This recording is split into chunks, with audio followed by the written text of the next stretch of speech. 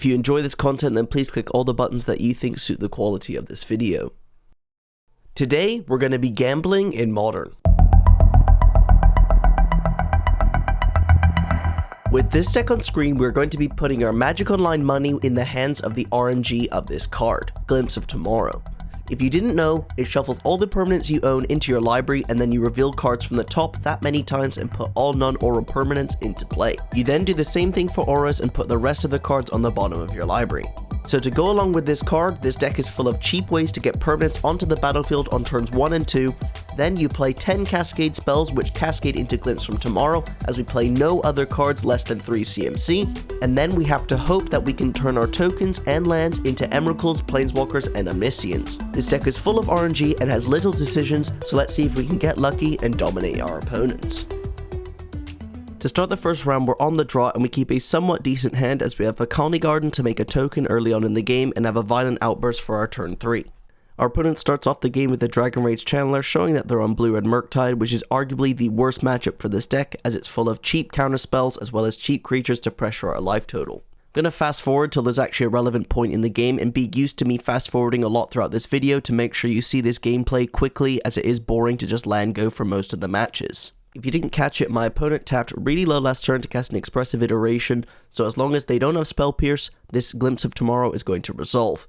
Now the only problem is, we top decked a second Glimpse of Tomorrow, meaning there's only one Glimpse of Tomorrow left in our deck, so if this doesn't resolve, we're basically dead, and if it whiffs, we're also basically dead. Fortunately, the opponent just Unholy Heats our plant token, and the Glimpse is going to resolve. Here we managed to flip into an Omniscience, meaning all of our cards in hand are free, which means we can wreak some havoc. However, after casting one with the Multiverse, we find a Fury on top of the deck. I think it's way better to cast the Fury here, kill the Dragon Rage Channeler, and let the opponent deal with the board before I cast another Glimpse of Tomorrow, as I don't want to shuffle away this board and get left with a load of bad permanents. The opponent agrees that this is too much, and they concede the game. Going into boarding, as we're on the draw again, I bring in a Gemstone Cavern and 2 Mystical Disputes and take out a Boseiju and 2 Big Bombs. Our game 2 hand is actually perfect because we have a turn 1 Colony Garden, turn 2 Wave Sifter, and then we can either go for a turn 3 Shardless Agent or just sack the clues to draw cards. What's even better for us is the opponent's clearly on a slow draw when they just lead off with a Consider, so we play our hand as intended, but the opponent has a Blood Moon. Let's not waste time on this earth. It's very obvious that with that opening hand it would be hard to beat a Blood Moon, and that's because I didn't even have a chance to fetch a basic since I had no fetches in hand, so let's concede this and move on to game 3.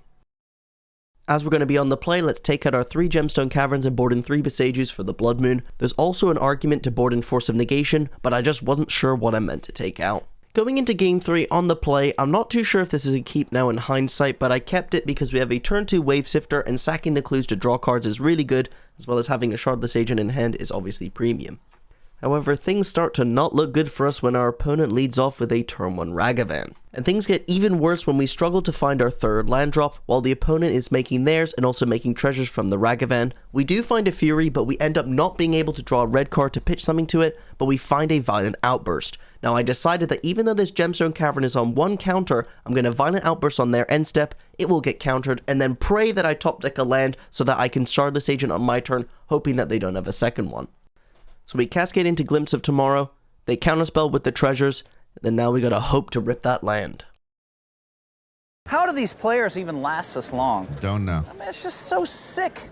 They have no concept of poker.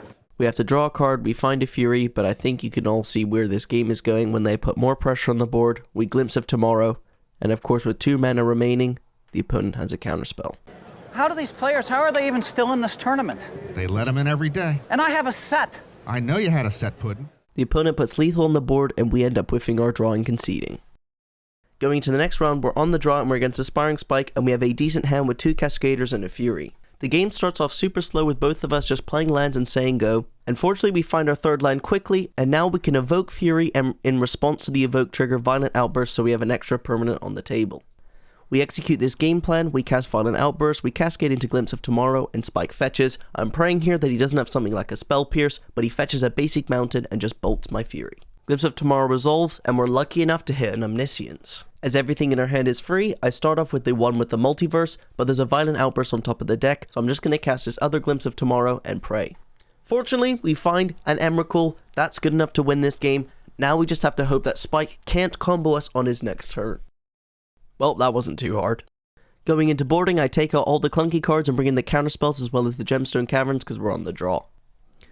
Going into the next game, on the draw, I don't think this hand is very good as we have things like Gemstone Cavern in the deck, as well as Force of Negation to help disrupt Spike. This is technically a mulligan to 4 as we only care about the 4 cards on the right and don't want the Emeralds in our hand. So we mulligan and we find a very nice opener. What we're going to do here is bottom the Omniscience, keep the Nicol Bolas. So now we have turn 2 Wave Sifter with Force of Negation as well as Shardless Agent. So many permanents are going to be put on this board. We start off with County Garden, but Spike has Ice on my upkeep on my second turn, slowing down this Wave Sifter, and then we start to miss land drops as Spike starts to cast cantrips as well as extra turn spells, and we have double Force of Negation to back up our hand, so it's not the end of the world as we can still disrupt his combo. Spike being Spike, he has Invoke Calamity on his upkeep, but we have the Force of Negation to back it up, and then he taps out on his turn. We draw a Forest, it's time to combo. Now, our first Glimpse of Tomorrow wasn't too good, it turned it into all lands, but what we can do is float all the mana and go again. Now, the second Glimpse of Tomorrow doesn't whiff, we get an Omniscience, we get a load of Clue tokens, so now what we can do is cast the Nicol Bolas, then cast the Violent Outburst for free from our hand, and hope that we can hit something insane. Yeah, I think you can see where this game went. Now, I also believe that we did make some mistakes. You could have sacked the clues before you did the second outburst, or I could have not discarded one of the 2 Emeralds I discarded on the early game, but I discarded them because they weren't blue and don't pitch to Force of Negation, so I'm not too sure if I should have done that or not. Anyways, with 1,000,000 mana, Spike assembles his combo, and I just scoop to save us time. Anyways, going into game 3, we have a very nice hand with double Force of Negation and turn 3 Violent Outburst, leading with a County Garden, so we're going to have some permanents in play. Making this hand even better, we top deck a County Garden for our second draw step, so now we have even more. Things look even better for us when Spike taps out on my end step, which means we can Violent Outburst in response. Sadly, we whiff on the Glimpse, so now we've got to hope to top deck a land and hope that these Force of Negations can disrupt Spike enough to give us the time we need. Now, Spike taps low for this Dryad of Fire enchantment with cumulative upkeep. As it seems to be a combo piece, I decide to Force of Negation, but as he spell pierces back, I'm not going to get rid of my last disruptive spell. We're praying to draw a land, but of course we whiff, so we've just got to sack the Clue to draw a card and also attack in for 5. Spike does nothing on his turn, we draw with our draw step, draw with the Clue, attack in for 5, and pass the turn back, and then Spike takes an extra turn spell. I think about countering it, but he's not going to untap, so I'm just going to try and counter the spell that he casts on his upkeep. He uses the 6 mana to cast Invoke Calamity, I got a Force of Negation that, and he has the Spell Pierce backup, so now we have to hope that he can't combo. Spike takes an extra turn, as well as using Impulse, and he misses his land drop for turn and takes his extra turn. On his extra turn, he adds mana on his upkeep and just passes back. This is actually lethal. What we can now do, Violent Outburst, not cast the Glimpse of Tomorrow, and just attack in with our creatures, as sometimes you just need the pump spell. I'm gonna sum up the next round with 2 clips. Here's the first one. Fury is a broken magic card and also beats up on all these small creature decks. Now, let me confuse you. My opponent has 6 cards in hand, 2 lands, and I'm not attacking for lethal, and they decide to trade. Not only that, they traded with the 2-2 and not the 3-2. This match ended up being a bloodbath just because the opponent didn't really have any interaction for our Glimpse of Tomorrow, and they also didn't draw any of their spell pierces or counter spells to disrupt me, so after we got our Nicol Bolas down and destroyed one of their lands, they conceded the game. We absolutely beat up on Rakdos in the 4th round, as we were lucky as they didn't have much discard.